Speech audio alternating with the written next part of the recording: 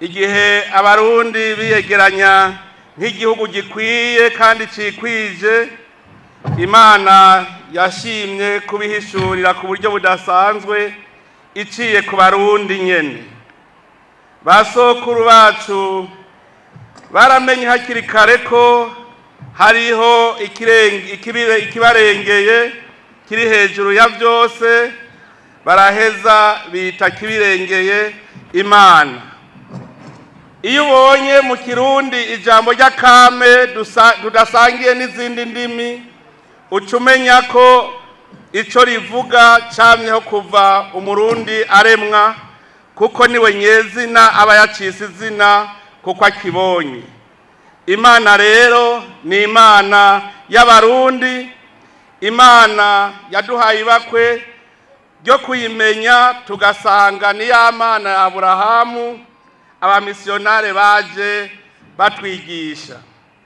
N'ikimenyamenya mu Burundi kuva kera na rindi, abavyeyi mu guhoza abana bavuga bati ihorere mwananje, Imana yakumpaye icompa tugahura, nopfukama nkayisega ibibondo, nkayisasira ruvuzo, nkayorosa birenzi.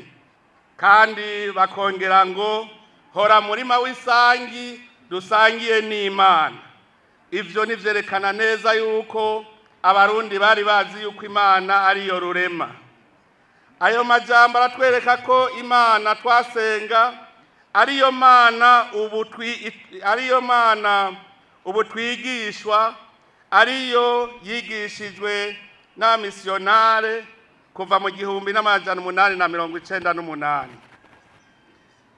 Igitera amakenga benshi nuko abarundi batisabira, baritura kiranga canke rumenyi ngo abasabire. Ayo majambo yo guhoza umwana ntiyatangujwe n'abamisiyonare bamaze kuza mu Burundi. Abarundi bamenye Imana hakiri kare, baramenya ko hariho indavyi ibitwararitse rugira inka n'ibibondo.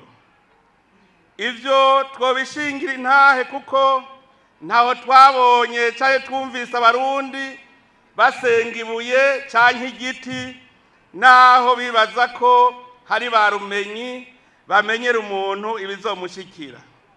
Ivyo navyo n'abandi vyarabashikira kuko ntasi itagira shetani. Kandi no mu Burundi vyaramye, Imana na Rwuba rwa Bigata vyama bibangabanganye. Aho abarundi bari batandukaniye n'andi mahanga, bwari uburyo bwo gusenga iyo Mana.